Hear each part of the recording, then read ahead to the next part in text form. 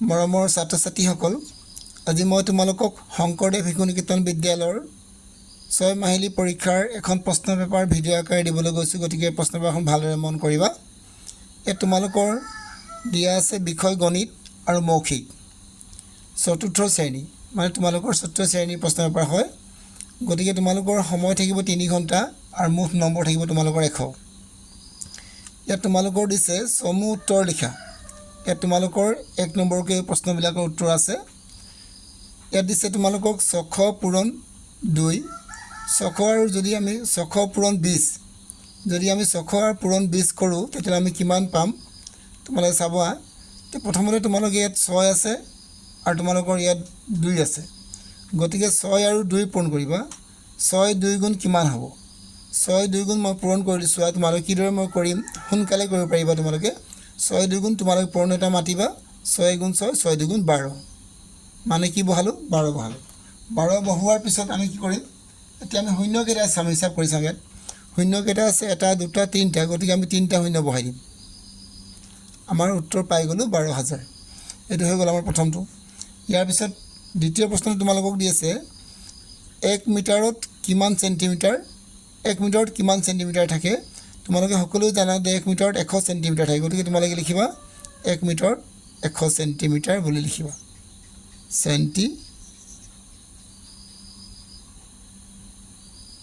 Centimetre এইদৰে লিখিলা। ইয়াৰ পিছত তোমালোকৰ দিছে ভাজ্য সমান, তোমালোকৰ দিয়া নাই। ইয়াত ভাগফল দিছে, ভাগ 1 দিছে আৰু তোমালোকে ইয়াত খালী ঠাইত দিয়া নাই। ইয়াত তোমালোকে লিখিব লাগিব, ইয়াত খালী ঠাইত তোমালোকে ভাজক লিখিব লাগিব। কি লিখিব লাগিব? ভাজক। মই উত্তৰ তলত লিখি দিছোঁ। ইয়াত তোমালোকে মানে ভাজ্য সমান ভাজক পূৰণ ভাগফল সমান ভাগ 1 হ'ব। এইবাৰ তোমালোকে চাবা বস্তুৰ ওজন জুখিবলৈ কি সঁজুলি ব্যৱহাৰ কৰা হয়। বস্তুৰ যদি ওজন জুখিব লাগে আমি তেতিয়া আমি তোলা চানি ব্যৱহাৰ কৰোঁ। কি চালি? তোলা চানি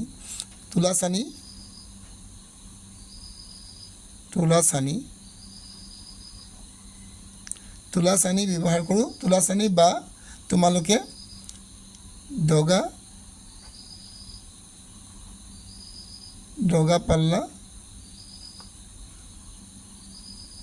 পাল্লা ব্যৱহাৰ কৰোঁ বুলি লিখিব পাৰিবা।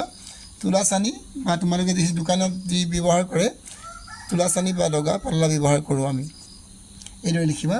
ইয়াৰ পিছত চাবা 1 লিটাৰত কিমান মিলিমিটাৰ? 1 লিটাৰত কিমান মিলিমিটাৰ থাকে? তোমালোকে লিখিবা 1 লিটাৰত 1000 মিলিমিটাৰ থাকে। 1000 মিলিলিটাৰ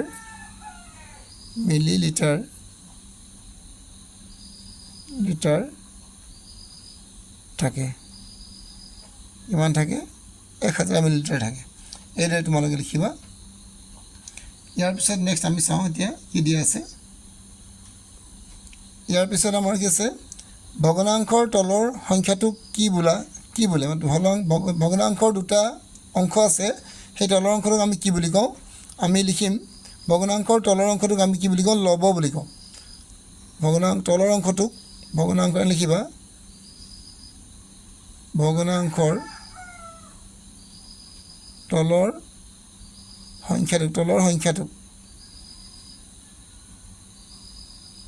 সংখ্যাটোক আমি কি বুলি কওঁ? হৰ বুলি কওঁ।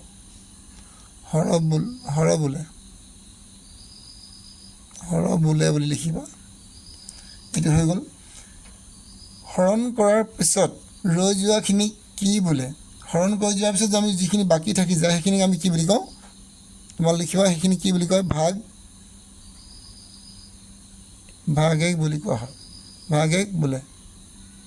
কি বোলে? ভাগ 1 বোলে, বা বাকী বুলিও লিখিব পাৰিবা তোমালোকে।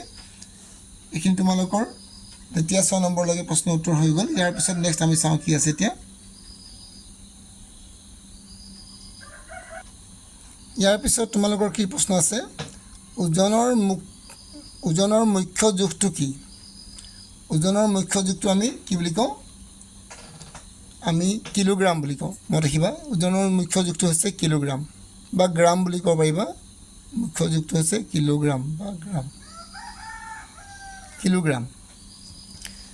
এবাৰ দিছে তোমালোকে চাবা 5/2 ভগ্নাংশত লিখা। 5/2 যদি ভগ্নাংশত লিখোঁ আমি 5/2, গতিকে তোমালোকে এইদৰে লিখিবা। 5টো তলত দিব লাগিব আৰু 2টো ওপৰত দিব লাগিব। গতিকে এইটো নিশ্চয় বুজি পাইছা ইয়াৰ পিছত যদি আমি চাওঁ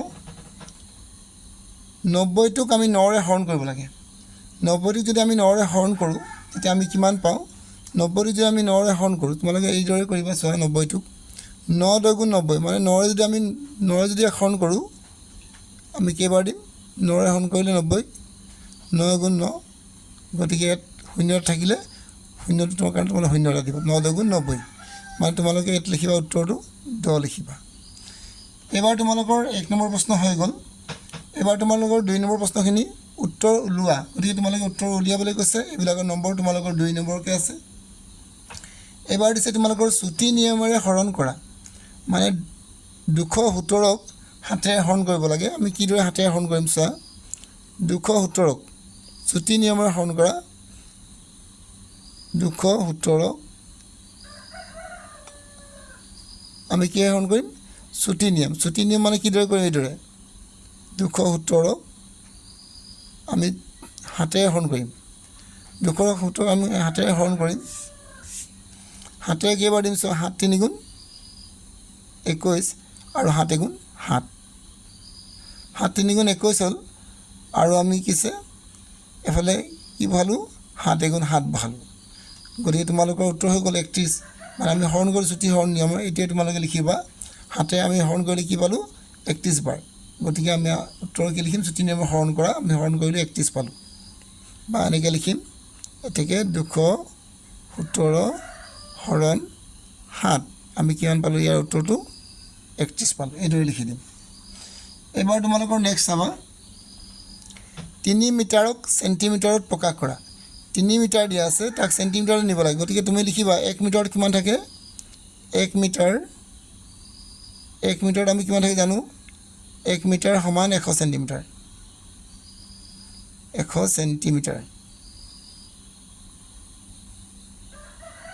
চেণ্টিমিটাৰ 1 মিটাৰত 100 চেণ্টিমিটাৰ থাকে গতিকে আমি কি দিম এবাৰ 3 মিটাৰত কিমান হ'ব আমাৰ 3 মিটাৰ সমান যদি 1 মিটাৰত 100 চেণ্টিমিটাৰ থাকে গতিকে তোমালোকে কি কৰিব 3ৰ লগত কি পূৰণ কৰিব লাগিব 100 এটা পূৰণ কৰিবা তেতিয়া কিমান হ'ব যিমান হ'ব সিমানে উত্তৰ হ'ব গতিকে তোমালোকে লিখিবা চেণ্টিমিটাৰ কিমান চেণ্টিমিটাৰ ওলালে আমাৰ গম পাম 3100 চেণ্টিমিটাৰ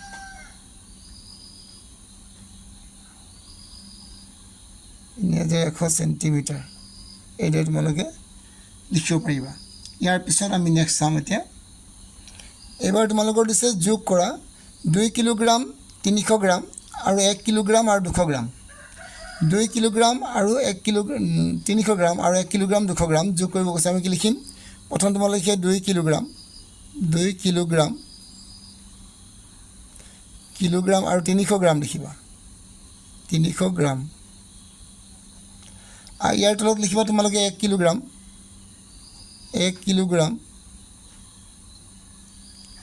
আৰু ইয়াত দিবা তোমালোকে 200 গ্ৰাম এতিয়া তোমালোকে যোগ কৰিবা যোগ কিদৰে কৰিব পাৰিবা চিধা কৰিবা যোগ ইয়াত তোমালোকে গ্ৰাম লিখিবা ইয়াত তোমালোকে কি লিখিবা গ্ৰাম এইটো যোগ কৰিবা 0 এফালে 3 আৰু 2 যোগ কৰি তোমালোকে কেনে হ'ব 5 এফালে তোমালোকে কি লিখিবা আকৌ কিলোগ্ৰাম এফালে তোমালোকৰ হ'ব 3 মানে উত্তৰটো আমাৰ কিমান 3 কিলোগ্ৰাম 500 গ্ৰাম আমি উত্তৰ কি লিখিম 3 কিলোগ্ৰাম 500 গ্ৰাম এইদৰে তোমালোকে লিখিবা ইয়াৰ পিছত আমি চাওঁ এবাৰ আমাৰ দি আছে পূৰণফল ওলোৱা কি কৰিব কৈছে 3 পূৰণ 3 পূৰণ 3 পূৰণ 2 পূৰণ 5 আমি কিদৰে পূৰণ কৰিম চোৱা প্ৰথমে তোমালোকে 3 3 × 9 পূৰণ কৰি ল'বা 3 3 × কি হ'ব 9 3 3 × 9 হয় আৰু 2 5 × কিমান হয় তোমালোকৰ 10 হয় প্ৰথমতে কি পূৰণ কৰিলোঁ 3 3 × 9 আৰু 2 5 × 10 এতিয়া তোমালোকে চোৱা 9 আৰু 1 পূৰণ কৰা 9 × 9 হ'ব আৰু শূন্যত লগাই দিবা মানে 90 9 2 কি হ'ব তোমালোকৰ 90 এইদৰে তোমালোকে পূৰণ কৰিবা সহজ হ'ব ইয়াৰ পিছত তোমালোকে নেক্সট চাবা 6/5ৰ হৰ আৰু লব কি 6/5টোৰ লব কোনটো হৰ কোনটো লিখিব লাগে গতিকে লিখিবা তোমালোকে 6/5ৰ হৰ হৰ হ'ল 6 আৰু লব হ'ল তোমালোকৰ কি হ'ব 5 লব সদায় ওপৰত থাকে গতিকে তোমালোকে লিখিবা 5 এটি তোমালোকৰ উত্তৰ হৈ গ'ল ইয়াৰ পিছত নেক্সট আমি চাম এতিয়া ইয়াৰ পিছত তোমালোকে এতিয়া চাবা 3 নম্বৰটো সমাধান কৰা 3 নম্বৰ ক হয়তো ক নম্বৰ পূৰণ কৰা দিছে তোমালোকক কিদৰে আমি পূৰণ কৰিম গতিকে আমি এতিয়া চাই লওঁ প্ৰথমতে 3024 মানে 3024 আৰু 894 আমি পূৰণ কৰিব লাগে পূৰণ কৰোঁতে আমি কেনেকৈ কৰিম প্ৰথমতে পূৰণ এটা আমি খুচুৰা ৰাখিব লাগিব আমাক 4 4 গুণ আমি লিখিম 4 4 গুণ আমি 16 16 6 বহাম উকলিব তোমালোকৰ 1 হাতত থাকিব তোমালোকৰ 1 আৰু 2 4 গুণ 8 8 একেবাৰে 9 গতিকে আমি ইয়াত বহাম 9 আৰু 4 0 গুণ 0 4 3 গুণ তোমালোকে 12 বহাবা 1 2 2 12 এবাৰ 9 আৰু 4 পূৰণ কৰিবা 9 4 গুণ 36 36 তোমালোকে 6 বহাবা ইয়াত তলত বহাবা 36 উকলিব তোমালোকৰ কিমান 3 2 9 গুণ 18 19 20 21 গতিকে 21 আমি কি বহাম 1 বহাম উকলাম আমি কিমান 2 এতিয়া 9 0 গুণ 0 হ'ব 0 আৰু এফালে 2 থাকিলে কিমান হ'ব 2 হ'ব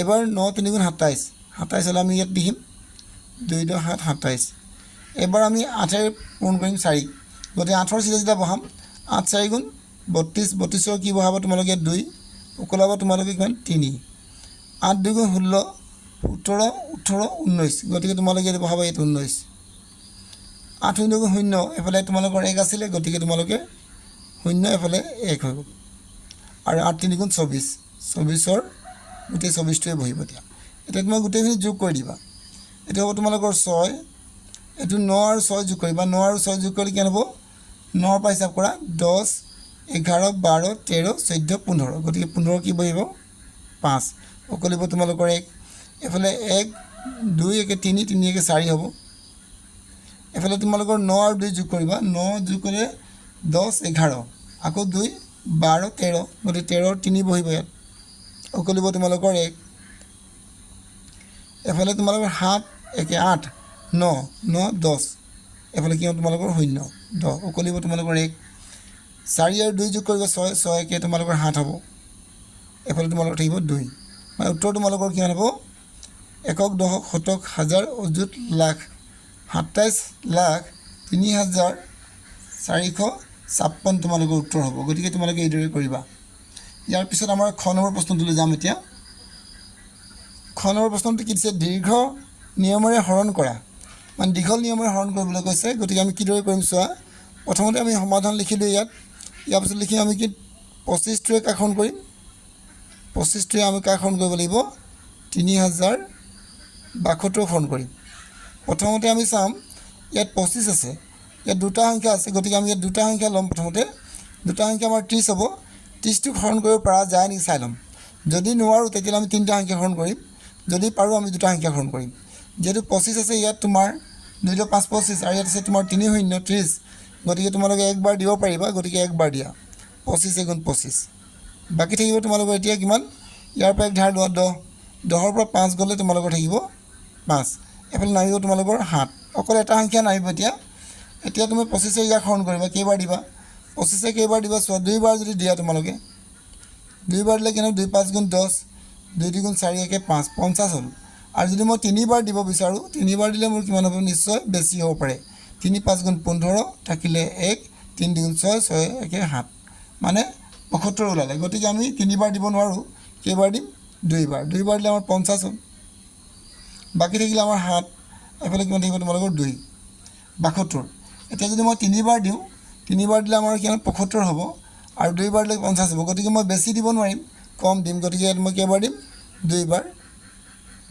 দুইবাৰ দিয়ালে মই ইয়াত 50 লিখিম বাকী থাকিব তোমালোকৰ ইয়াত 2 ইয়াত থাকিব 7ৰ পৰা 5 গ'লে তোমালোকৰ থাকিব 2 বাকী থাকিলে তোমাৰ 22 গতিকে তোমালোকে এইদৰে লিখি দিবা তেকে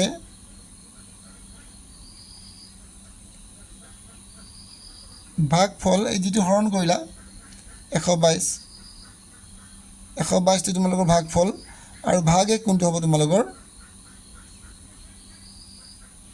যিটো তোমালোকৰ থাকি গ'ল কিমান থাকি গ'ল তোমালোকৰ 22 থাকি গ'ল এইদৰে তোমালোকে লিখিবা এইটো তোমালোকৰ উত্তৰ হ'ব ইয়াৰ পিছত নেক্সট তোমালোকৰ কি আছে চাম এতিয়া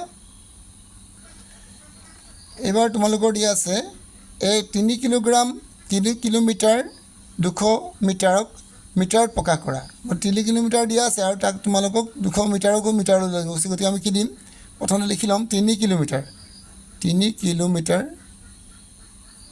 কিলোমিটাৰ এইদৰে আমি লিখি ল'লোঁ আৰু 200 মিটাৰ ইয়াক তোমালোক কিয় নিব কৈছে মিটাৰত গতিকে কিদৰে নিব চোৱা 3 কিলোমিটাৰ 3 পূৰণ কি দিব ইয়াত 1000 3 পূৰণ 1000 দিবা আৰু ইয়াত মিটাৰ হৈ যাব এইটো যেহেতু আৰু ইয়াত যোগ দিবা তোমালোকে 200 মিটাৰ এতিয়া তোমালোকে 3 আৰু 1000 পূৰণ কৰিলে তোমাৰ 3000 মিটাৰ আৰু যোগ কি দিবা তোমালোকে 200 মিটাৰ এবাৰ তোমালোকে কি কৰিব যোগ কৰি চাবা কিদৰে যোগ কৰিবা তোমালোকে মই ভালকৈ দেখুৱাই দিছোঁ চোৱা 3000 এবাৰ লিখি ল'লা তাৰপিছত 200 লিখিবা ইয়াৰ তলত 0.002 3200 মিটাৰ হ'ব কিমান হ'ব উত্তৰটো 3200 মিটাৰ এইটো তোমালোকৰ উত্তৰ হৈ গ'ল তোমালোকে একেবাৰে মই যাতে বুজি পোৱাকৈ একেবাৰে সহজকৈ বুজাই দিছোঁ গতিকে তোমালোকে ভালদৰে চাবা এবাৰ বুজি নাপালে আকৌ এবাৰ ভিডিঅ' প্লে কৰিবা তেতিয়া নিশ্চয় বুজি পাবা ইয়াৰ পিছত তোমাৰ খালী ঠাই পূৰ কৰা 5/2 ইয়াত তোমাৰ খালী ঠাই দিছে ইয়াত দিয়া নাই মানে এই খালী ঠাইবিলাকত কি হ'ব চোৱা ইয়াত 5 খালী ঠাইবিলাক কেনেকৈ হ'ব 5 পূৰণ কি দিছে ইয়াত 5/2 দিয়া আছে প্ৰথমতে তোমালোকৰ দিছে 5/2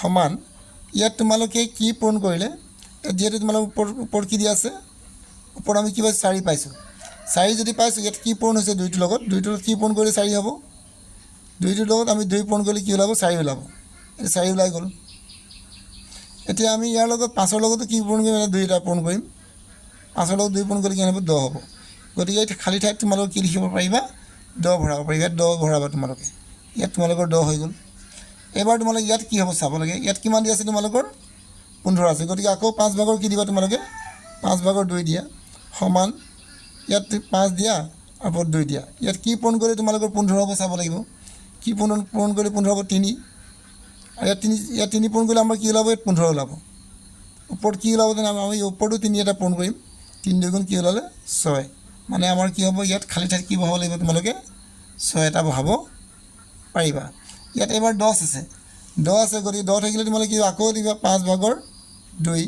সমান ইয়াত 2 দিবা ইয়াত 5 দিবা ইয়াত কি পূৰণ কৰিলে 10 হ'ব 2 লগত কি পূৰণ কৰিলে 5 পূৰণ কৰিলে 10 হ'ব ওপৰত আমাৰ 10 হৈ গ'ল যেহেতু ইয়াত 5 পূৰণ কৰিছোঁ গতিকে ইয়াতো এটা 5 পূৰণ কৰি দিম 5 পূৰণ কৰিলে কি হ'ব ইয়াত তোমালোকৰ 5 গুণ 25 হ'ব মই ইংৰাজীত লিখি পাইছিলোঁ গতিকে তোমালোকে অসমীয়াত লিখিব লাগিব 5 গুণ 25 গতিকে তোমালোকৰ উত্তৰ হ'ব কিমান এই খালী ঠাইটো তোমালোকে বহাবা 2 5 25 এইদৰে তোমালোকে বহাব পাৰিবা কিন্তু কৰি কিদৰে চাব লাগিব তোমালোকে ভালদৰে বুজি লোৱা আমি যদি কৰিব নাজানো আমি কৰিব নোৱাৰোঁ সেইবাবে আমি নিয়মটো বুজি পাবলৈ কিদৰে আমি কৰিম ইয়াৰ পিছত তোমালোকৰ কি আছে চাওঁ এতিয়া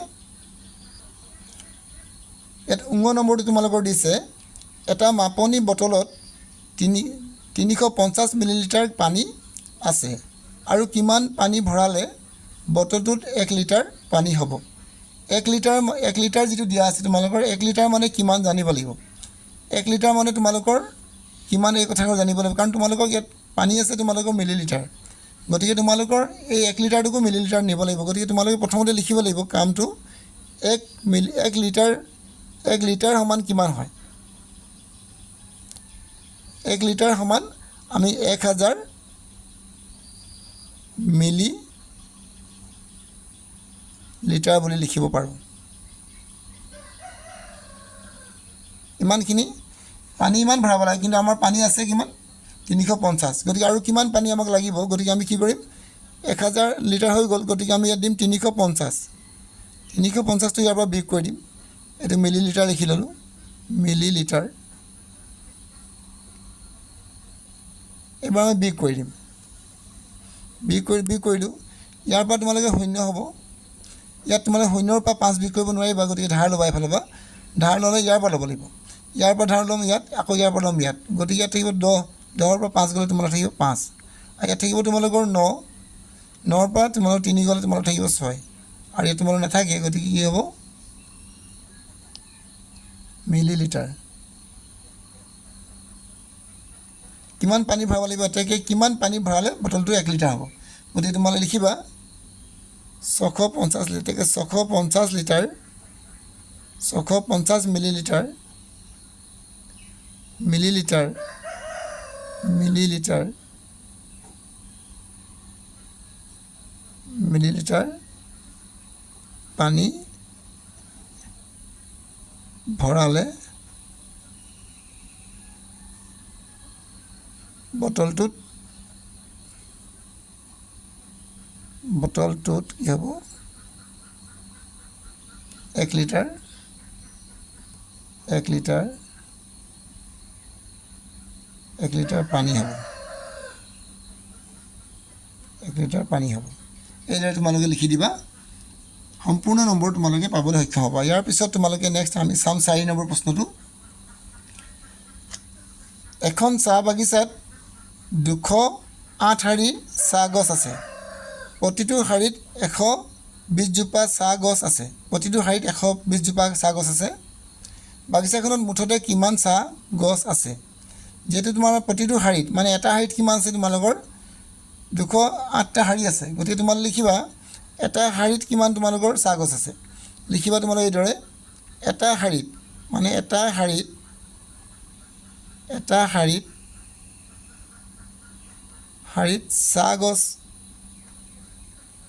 চাহ গছ আছে সমান 120 জোপা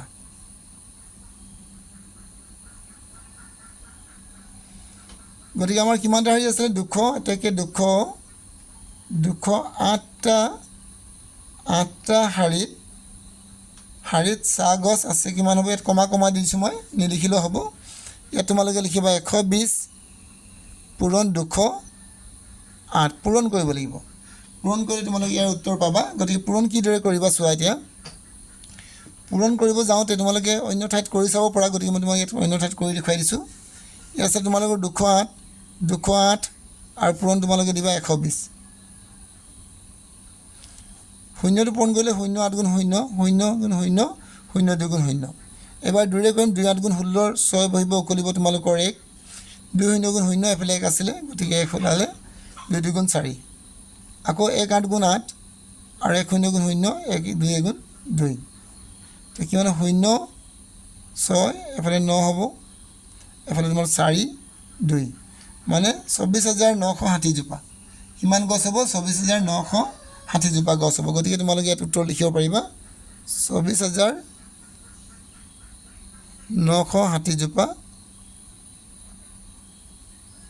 জোপা গছ থাকিব মানে ইমান জোপা গছ আছিলে ইমান জোপা চাহ গছ আছে আমি লিখি ইমান জোপা চাহ গছ আছে এইদৰে তোমালোকে লিখিবা ইয়াৰ পিছত আমি চাওঁ এতিয়া ইয়াৰ পিছত আছে 5 নম্বৰ প্ৰশ্ন আনিকেতে বাগিচাৰ পৰা 764টা নেমু ছিঙিলে আৰু বজাৰত বিক্ৰী কৰিবলৈ 48টাকৈ নেমু টুকুৰিত ভৰালে এটা টুকুৰিত তোমালোকে 48টাকৈ নেমু ভৰালে কিমানটা টুকুৰি বজাৰত বিক্ৰী কৰিবলৈ লৈ গ'ল গতিকে কিমানটা টুকুৰিত তেওঁ বজাৰ কৰিবলৈ লৈ গৈছে এইখিনি উলিয়াব লাগিব গতিকে তোমালোকৰ মুঠ নেমু আছিলে কিমান লিখি ল'ম তোমালোকে এইদৰে লিখি ল'বা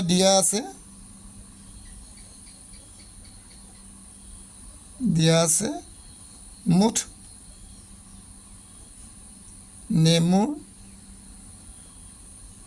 নেমুৰ সংখ্যা কিমান নেমুৰ সংখ্যা আছে আমি চাই লওঁ 576 আৰু তোমালোকৰ প্ৰতিটো টুকুৰিত প্ৰতি টুকুৰিত নেমু আছে কিমান প্ৰতিটো টুকুৰিত বা এটা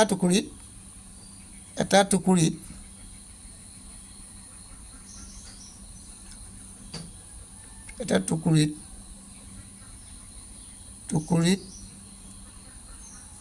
নেমু নেমু ভৰাই কিমান ভৰাই তোমালোকৰ সমান 48টা নেমু ভৰালে গতিকে এতিয়া মুঠ ভৰাবলৈ কিমান টুকুৰি আমাক লাগিব গতিকে আমি কি কৰিম 48টা আমি এতিয়া কি কৰিম চোৱা এতিয়া আমি কি কৰিম এতিয়া আমি কি কৰিব লাগিব এই 48টোৰে আমি হৰণ কৰিম কাক 576 কেইবাৰ দিম 48 আমি ইয়াক হৰণ কৰিলে আমি একবাৰ দিব পাৰিম মাত্ৰ কাৰণ দুইবাৰ দিলে বেছি হৈ যাব 48 ইয়াৰ পৰা এক ধাৰ ল'ম 17 পৰা 8 গ'লে তোমালোকৰ থাকিব 9 আৰু ইয়াত থাকিব তোমালোকৰ নাথাকে ইয়াৰ পৰা এইটো আমাৰ 6 এতিয়া আমি কেইবাৰ দিম দুইবাৰ দিলে 2 8 গুণ 16 2 9 গুণ 2 4 8 9 দুইবাৰ দিলে পুৰাপুৰি তোমালোকৰ কিমান হ'ব 90 কিয় 96 হৈ যাব গতিকে তোমালোকৰ উত্তৰ ওলাই গ'ল কাৰণ বাকী 0 থাকিলে এতেকে আমাৰ টুকুৰি কিমান লাগিব এতেকে টুকুৰিৰ বজাৰত বিক্ৰী কৰিবলৈ লৈ গ'ল কিমান এতেকে ইমান টুকুৰি এতেকে লিখিব লাগিব 12 টুকুৰি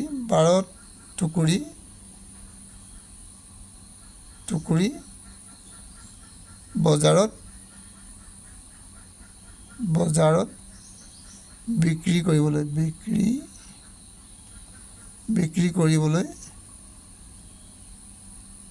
কৰিবলৈ লৈ গ'ল এইদৰে তোমালোকে লিখি দিবা যিমান নম্বৰ আছে তোমালোকে সিমান নম্বৰ পাবলৈ সক্ষম হৈ যাবা আকৌ ইয়াৰ পিছত চাবা 6 নম্বৰ প্ৰশ্ন এটা হৰণ অংকৰ ভাজক 24 ভাগফল 18 আৰু ভাগ 1 তোমালোকৰ 13 ভাজ্য নিৰ্ণয় কৰা ভাজ্য নিৰ্ণয় কৰিবলৈ তোমালোকৰ ভাজ্যৰ এটা সূত্ৰ আছে সূত্ৰ জানিব লাগিব মই লিখি লৈছোঁ ইয়াত তোমালোকে চাই ল'বা দিয়া আছে তোমালোকৰ কি লিখি লওঁ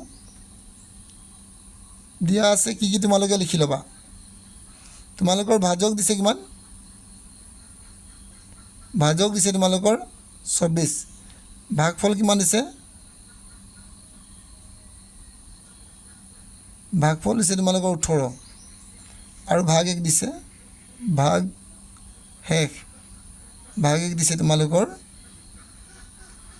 13 এই বুলি তোমালোকে লিখি ল'বা এতেকে তুমি সূত্ৰত লিখিবা এতেকে ভাজ্য ওলাব কৈছে এতেকে ভাজ্য সমান ভাজক পূৰণ ভাগফল এইটো তোমালোকে মনত ৰাখিবা দেই এইটো সূত্ৰ হয় আৰু যোগ ভাগ 1 এতিয়া তোমালোকে কি কৰিবা ভাজক কিমান পালা তোমাৰ 24 দিবা পূৰণ আকৌ কি দিবা তোমালোকে ভাগফল তোমালোকে পালা 18 আৰু ভাগ 1 কিমান পালা তোমালোকে 13 এটা তোমালোকে পূৰণৰ কাম আগতে কৰি ল'বা মানে কি কৰিবা তোমালোকে 24 আৰু 18 পূৰণ কৰি ল'বা মই 24 আৰু 18 ইয়াত তোমালোকক পূৰণ কৰি দেখাই দিছোঁ অন্য এখন কাগজত তোমালোকে চাই ল'বা ইয়াত দিছোঁ মই তোমালোক 24 আৰু 18 8 4 গুণ 32 তোমালোকে 2 বহাবা 4 8 গুণ 32 থাকিলে তোমালোকৰ 3 2 8 গুণ 16 17 18 19 গতিকে তোমালোকে 19 লিখিবা 1 4 গুণ 4 1 2 গুণ 2 কি হ'ব 2 এফালে তোমালোকৰ কি হ'ব 9 আৰু 4 যোগ কৰি কিমান হ'ব 13 3 কৰিলে তোমালোকৰ 1 2 3 4 মানে 432 কিমান হ'ব 432 গতিকে আমি লিখিম 432 এবাৰ তোমালোকে আকৌ এবাৰ চাই ল'বা মই পূৰণ কৰি দেখাইছোঁ আৰু যোগ কৰিবা তোমালোকে কিমান 13 এবাৰ 432 আৰু 13 ইয়াতে মই যোগ কৰি দেখাইছোঁ 432 আৰু 13 যোগ কৰি দিবা তোমালোকৰ 5 হ'ব এফালে তোমালোকৰ 445 কি উত্তৰ ওলাব তোমালোকৰ 445 হ'ব গতিকে তোমালোকৰ শুদ্ধ উত্তৰ কি হ'ব 445 ইয়াৰ পিছত নেক্সট তোমালোকৰ কি আছে চাবা এতিয়া এবাৰ তোমালোকৰ কি দি আছে শুদ্ধ নে অশুদ্ধ লিখা দুটা নিৰ্দিষ্ট বিন্দুৰ মাজেৰে অসংখ্য সৰলৰেখা আঁকিব পাৰি গতিকে তোমালোকে লিখিবা দুটা বিন্দুৰ মাজেৰে অসংখ্য ৰেখা আঁকিব নোৱাৰি গতিকে তোমালোকে লিখিবা এইটো অশুদ্ধ কি দিবা অশুদ্ধ দুটা বিন্দুৰ মাজে আমি এডালহে ৰেখা টানিব পাৰোঁ গতিকে এইটো শুদ্ধ লিখিবা বিন্দুৰ স্থিতি আছে কিন্তু আকাৰ নাই এইটো তোমালোকে লিখিবা শুদ্ধ ইয়াৰ পিছত তোমাৰ বৃত্তৰ কেন্দ্ৰটো বৃত্তটোৰ সোঁমাজত থাকে, এইটো তোমালোকে কি লিখিব পাৰিবা? শুদ্ধ। ইয়াৰ পিছত দিছে এটা চতুৰ্ভুজৰ 3ডাল বাহু থাকে, এইটো তোমালোকে 3ডাল বাহু নাথাকে, 4ডালহে থাকে, গতিকে তোমালোকে লিখিবা অশুদ্ধ। এটা ত্ৰিভুজৰ শীৰ্ষবিন্দু 3টা থাকে, গতিকে আমি জানো যে ত্ৰিভুজৰ শীৰ্ষবিন্দু 3টা থাকে, এইটো তোমালোকে লিখিবা কি? শুদ্ধ। এইখিনি তোমালোকে শুদ্ধ শুদ্ধ লিখিব লাগে। ইয়াৰ পিছত তোমালোকৰ খালী ঠাই পূৰ কৰা। বৰ্গ আৰু ৰম্বাছৰ চাৰিওটা বাহু দিশ লিখিবা। ইয়াত তোমালোকে উত্তৰত লিখিবা সমান। দিশবিলাক কি থাকে? গোটেইবিলাক কি থাকে? সমান থাকে। এটা ত্ৰিভুজৰ যদি দুটা বাহু পৰস্পৰ সমান দীঘল হয় তেন্তে তাক ত্ৰিভুজ বোলে। কি ত্ৰিভুজ বুলি কোৱা হয়? তাক সমদ্বিবাহু ত্ৰিভুজ বোলে। মনত ৰাখিবা, সমদ্বিবাহু ত্ৰিভুজ। সমদ্বিবাহু ত্ৰিভুজ বোলে, সমদ্বিবাহু ত্ৰিভুজ বুলি কওঁ। ইয়াৰ পিছত আমাৰ নেক্সট আমাৰ কি আছে চাওঁ এতিয়া। গ নম্বৰ প্ৰশ্ন, ৰেখা দুবিধ, এবিধ হ'ল সৰলৰেখা, আনবিধ হ'ল তোমালোকে বক্ৰৰেখা। কি লিখিবা? বক্ৰৰেখা বা বেকা ৰেখা বুলিও কয়, তোমালোকে বক্ৰৰেখা লিখিবা। ইয়াৰ পিছত দুডাল সৰলৰেখাই কটাকটি কৰিলে তাত ইমানটা মানে কোণ উৎপন্ন কৰে। কিমানটাৰ কোণ উৎপন্ন কৰে? গতিকে মনত ৰাখিবা 4টা কোণ উৎপন্ন কৰে। কেইটা? 4টা কোণ উৎপন্ন কৰে বুলি লিখিবা।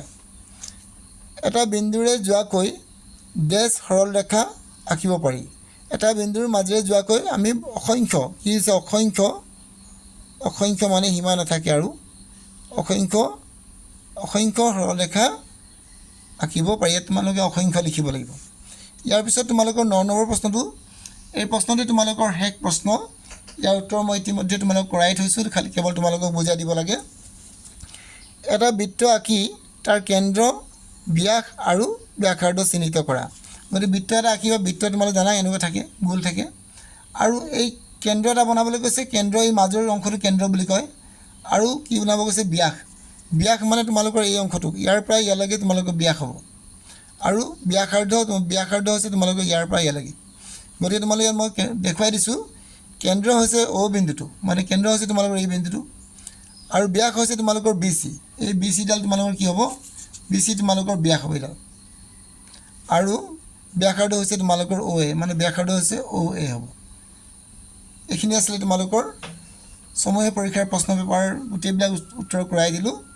যদি তোমালোকৰ তোমালোকে মোৰ ভিডিঅ'বিলাক চাই উপকৃত হ'ব পাৰিছা বা তোমালোকৰ যদি লাভ হৈছে, তেতিয়া তোমালোকে মোৰ চেনেলটো এবাৰ লাইক কৰিবা, ছাবস্ক্ৰাইব কৰিবা আৰু শ্বেয়াৰ কৰিবা। আজিলৈ মই তোমালোকক ইমানতে এৰিছোঁ। নেক্সট ভিডিঅ'ত আকৌ লগ পাম। মৰমৰ ছাত্ৰ ছাত্ৰীসকল, আজি মই তোমালোকক শংকৰদেৱ শিশু নিকেতন বিদ্যালয়ৰ ক্লাছ 6ৰ তোমালোকৰ প্ৰথম গোট পৰীক্ষাৰ বাবে 2025 বৰ্ষৰ বাবে